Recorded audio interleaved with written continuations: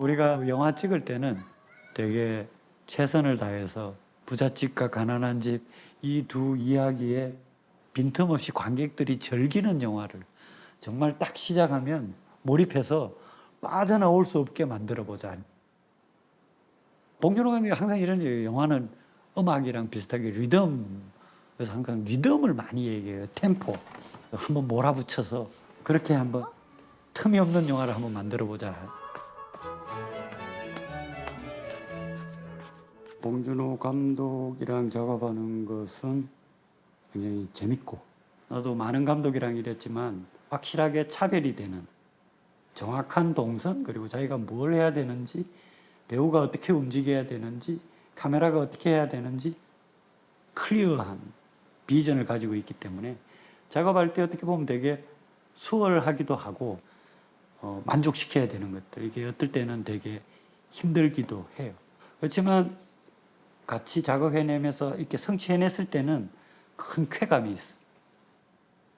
이 기생충 시납시스는 옥자전에 나한테 줬고, 그리고 이제 그 시납을 가지고 비주얼이나 룩에 대해서는 고민을 계속 했던 거고, 그 작업하면서 스타일을 만들어가는, 이 영화는 봉준호 감독이 이제 한마디로 얘기해서 가족 영화, 인물 영화, 캐릭터의 영화다. 그리고 이거는 1대 2.35로 찍고 싶다. 왜냐하면 그 전에 이제 설국열차를 1대 1.85로 찍었는데, 근데 그게 왜 그렇게 하냐 물었더니, 반지하에서 가족 4명이 앉았을 때 1대 2.35로 꽉 채워서 인물 4명을 한 프레임에 담고 싶다. 기택 내 가족은 한 프레임에 4가족이 다 있어요, 항상. 근데 부잣집은 한 프레임에 가족이 한 번도 없어요. 다 나눠져 있어요. 그게 핵심이었고요. 봉준호 감독이랑 일할 때는 렌즈 테스트를 많이 해요. 좁은 공간을 넓게 보여주면 보통 우리가 와이드 렌즈를 써야 되는데, 와이드 렌즈는 디스토션, 왜곡이 있는데, 봉준호 감독이 왜곡되는 걸 되게 싫어하는 편이에요. 어떤 인물의 퍼스펙티브가 생기는 거를. 특히 기생충은 이 좁은 공간 안에서 4명을 잡았을 때 와이드 렌즈로 왜곡이 없고, 깊이감도 그렇고, 그 반지하 집에서. 근데 이제 RE에서 연락이 온 거예요. 자기들한테 DNA 렌즈라고 있는데 한번 테스트 해보지 않겠냐. 잘 됐다. 그래서 새로운 거니까 나도 관심이 있고, 그래서 민행 가서 그 렌즈를 테스트 했었어요. 그리고 봉준호 감독이랑 그 찍은 것들을 피드백을 해서 보여주니까 좋다. 이거 느낌 너무 좋다.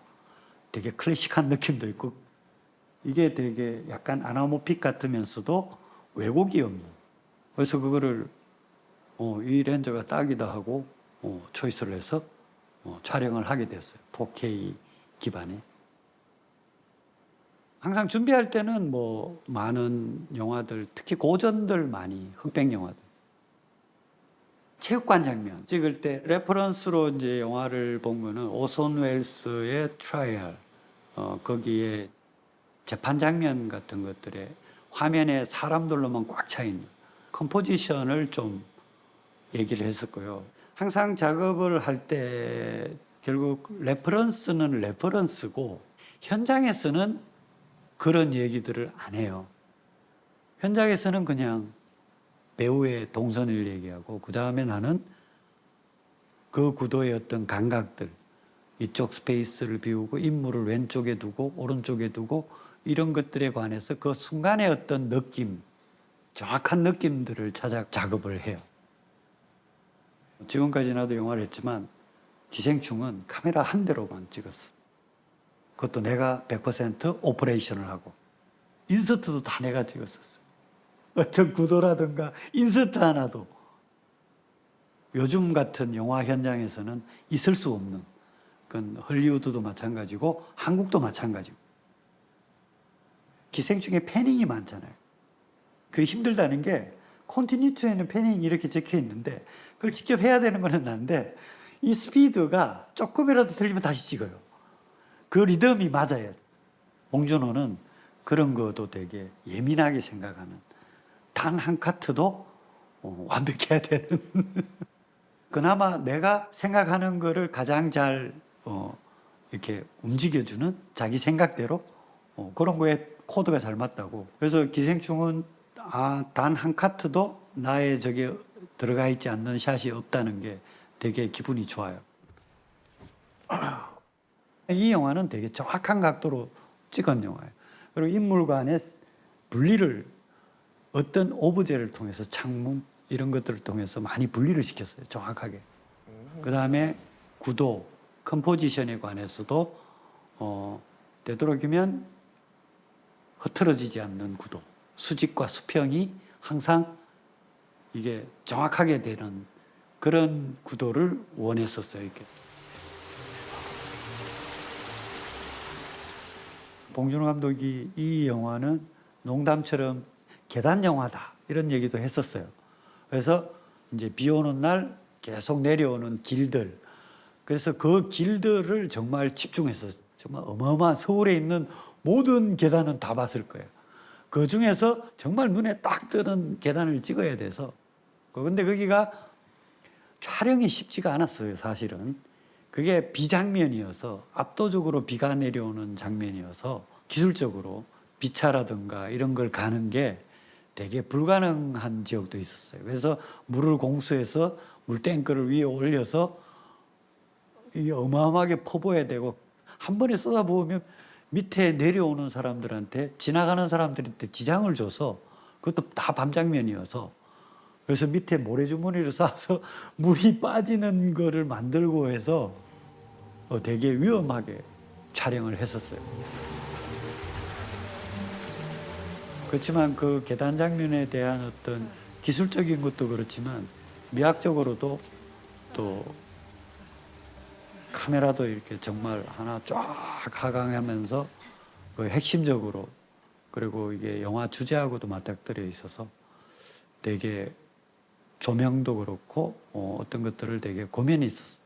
뭐 여러 가지 계단, 집 내부에서도 나오는 계단, 뭐 반지하 내 기우 집 안에서도 계단이 또 있고 그래서 그런 것들을 꼼꼼하게 해서 영화에서 이렇게 딱딱딱 뭐 봉준호 감독의 완벽한 콘티로 적재적소에 보여주는 앵글적으로 계급 차이를 표현을 잘 하진 않고요. 그 대신에 이제 앵글보다는 빛을 가지고 계급 차이를 좀 많이 반지하에서 카메라가 이렇게 있으면 바깥을 느슨하게 보내주다가 차들이 이렇게 지나가면 차에 비친 빛에 반사가 되고 그게 양말에도 살짝 비치고 카메라가 다운하면 그 밑에 기우가 있어요. 그게 이제 세트고 해 이렇게 오픈이지만 해 방향성이나 시간대는 다 계산을 했었어요. 그리고 그렇게 지었었어요. 오픈 세트라는 것 한계를 극복하기 위해서 그 인조광 라이트를 쓰지 않고 이 장면은 반드시 해를 찍어야 된다.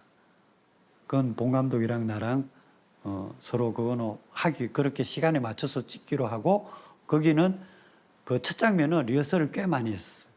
카메라 테스트도 하고 그 움직임에 대해서 실제 그 장면을 찍을 때 첫날에 그날은 흐렸었어요.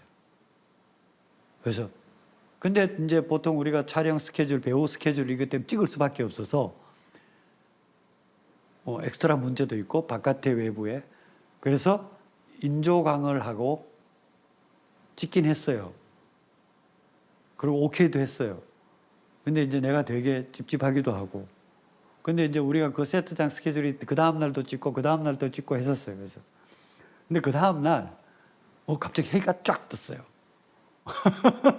그래서 준비하는 게 쉬워요. 배우들도 다 있었고 그 장면이 연장으로 찍어야 돼서 그래서 잽싸게 다시 준비해서 그 장면을 그리고 다시 준비해서 봉 감독이 현장 도착하자마자 바로 봉 감독도 되게 좋아해서 그 첫 장면은 그게 정말 영화에 실제 빛이 그렇게 조그맣게 들어와서 먼지까지 보이는 그런 마법 같은 순간이 재현이 됐어요.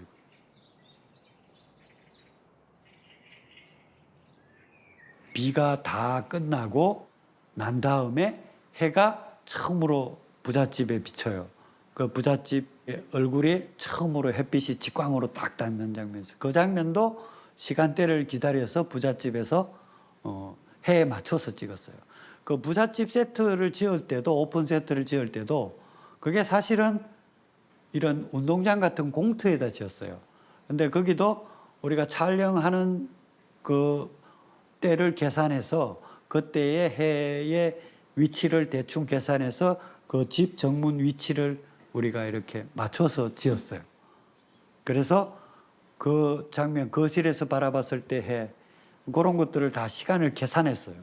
그 다음에 그 뒷 끝부분에 송강호 씨가 집 반지하에서 이렇게 걸어 나와서 돌아 나가서 아들이랑 껴안은 장면, 집 안에 해가 비치는 들어오는 장면, 그것도 라이트가 아니고 실제 그 해가 들어오는 시간대를 맞췄어요. 마법 같은 매직이 펼쳐졌어요, 진짜로. 파티 장면도 마찬가지예요. 마지막 그 파티 장면도 정오에 벌어지는 난장판, 살인사건, 그거를 찍고 싶어서 10시부터 3시 사이에 물론 인물은 이쁘지 않겠죠. 정화관이 떨어지니까.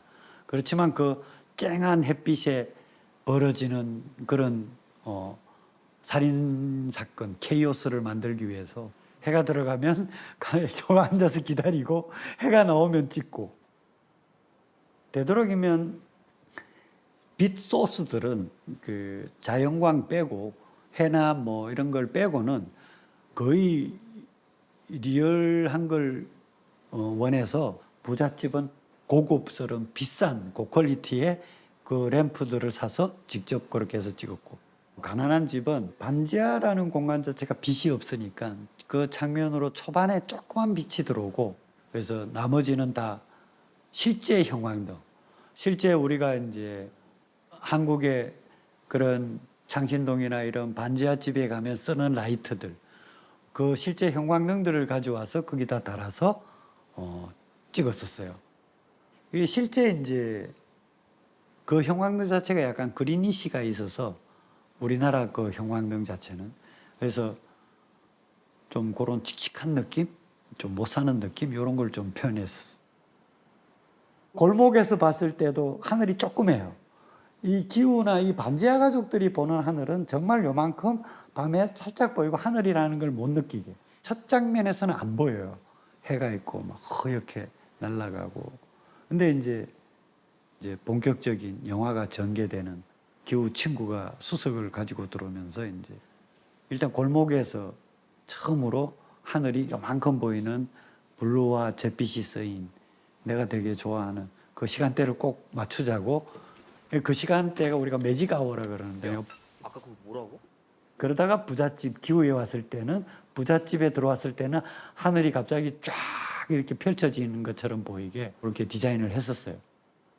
이 반지하 가족이 그 부잣집에 다 스며 들어갔을 때, 그리고 모두가 해피하게 이제 마당에서 스카이라인에 구름이 낀 그 장면이 있어요. 그 장면 되게 공을 들였어요. 그 장면은 그 이후에 전개될 장면에 대한 어떤 전조? 그 장면이 사실은 너무 예뻐서요. 제가 거기 실제 배우들이랑 찍고, 근데 그 하늘이 좀 마음에 안 들어서 제가 그 장면을 찍을 때 그 바깥에 시간대만 되면 그 카메라 포지션에다가 카메라를 닫아 놓고, 배우는 없지만 똑같은 공간에다가 하늘을 계속 찍었었어요. 그 시간대만 되면. 왜냐하면 그러면 실제 하늘이지만 그 하늘만 갖다 넣기가 쉬우니까, 구도가 똑같으니까, 실제 하늘이니까. 근데 운 좋게 어느 날 먹구름이 끼더니 맑은 이 약간 이상한, 반드시 먹구름이 있어야 돼요. 왜냐하면 그 다음에 번개가 치고 비가 오니까.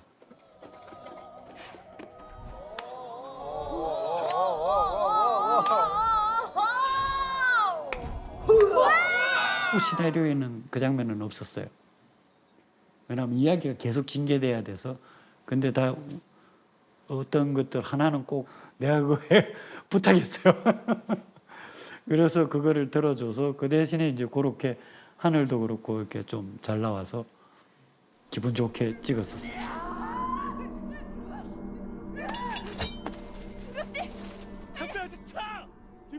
주인공 기택이 이제 빠져나가는 장면 아마 48프레임으로 찍었어요. 그리고 그 장면을 되게 완벽한 구도를 원했어요. 마지막에도 정말 그 옆에 이렇게 아까도 수평을 얘기했지만 그 부감에서 이렇게 가다가도 프레임이 밑에 이렇게 대문이 이렇게 있는데 그 문하고 일자가 이렇게 딱 맞게 1cm라도 떨어지면 안 되는. 근데 이게 카메라가 여기서부터 막 이렇게 휘젓다 보니 제가 그거를 스콜피오라는 헤드로 이걸 했는데 마지막에 가서 이렇게 움직이다 보면 이게 약간 틀어지면 다시 찍어야 되는 그게 있어서 고민을 많이 했어요.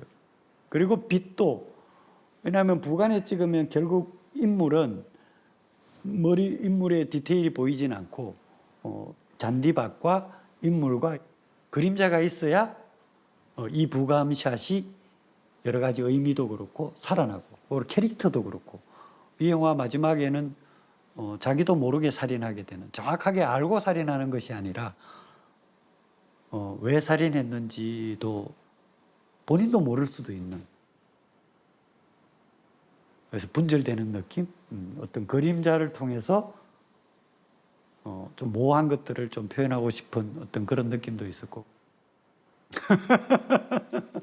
한 샷에 우리는 많은 거를 넣으려고 고생하고 그걸 했었어요. 첫 두 테이크는 카메라가 컴포지션이 안 좋아서 제가 좀 많이 화났던 적이 있었어요. 처음에 그렇게 못하면 현장에서 또 해는 자꾸 떨어지고 그림자 이게 자꾸 바뀌니까 그게 아마 한 세 번째 테이크가 아마 그때 오케이 났을 거예요.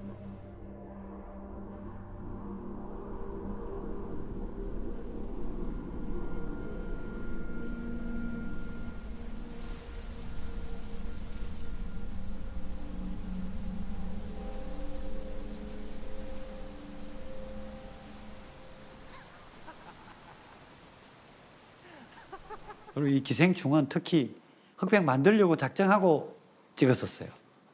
근데 이게 기생충이 은근히 컬러로 표현한 게 많아요. 부잣집과 가난한 집, 그리고 옷도 그렇고 톤도 그렇고 빛에 대해서. 그리고 꽤 많은 것들이 변화가 있더라고요. 이렇게.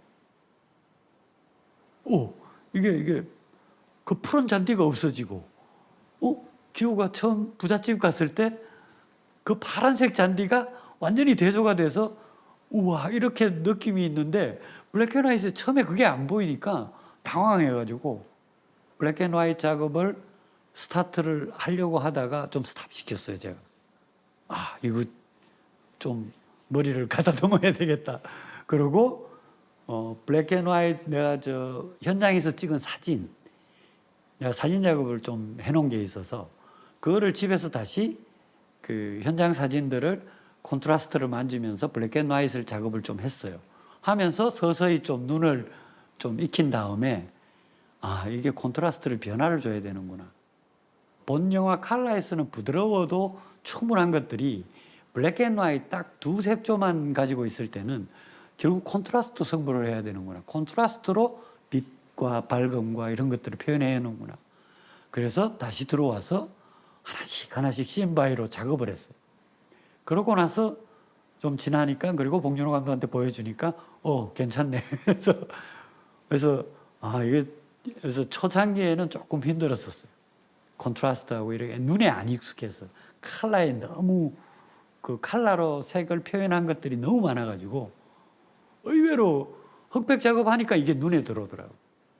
색이 싹 빠지고 나면 이 영화도 결국 10명의 캐릭터 그 인물들에 집중이 되는 영화들이라 송강호 씨가 연기한 그 캐릭터에 집중이 돼 있는 것